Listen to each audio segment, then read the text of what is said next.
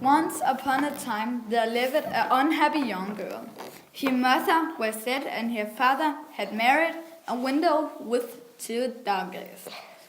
Her stepmother didn't like her a little bit.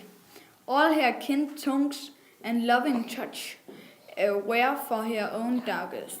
Nothing was too good for them.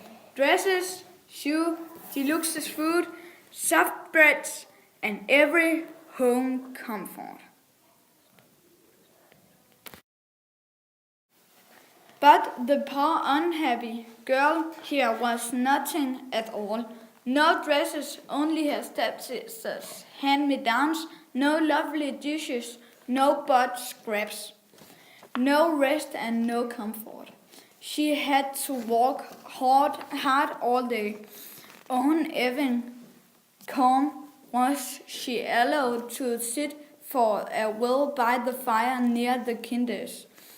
That's why everybody calling her Cinderella.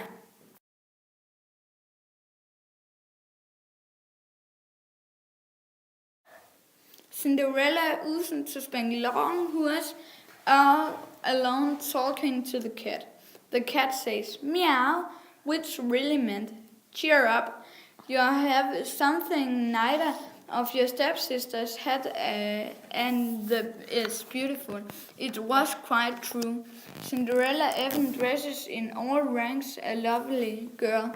Her wild stepsister, no matter how spending and elegant cheer clothes, were still clumsy, lumpy, and ugly, and animals would be.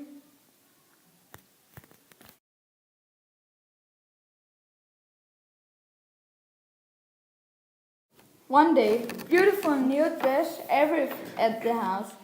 A ball was to be held at the place, and the stepsister there getting ready to go. Cinderella didn't even dare ask if she could be to go to. She knew what the answer would be. Danish.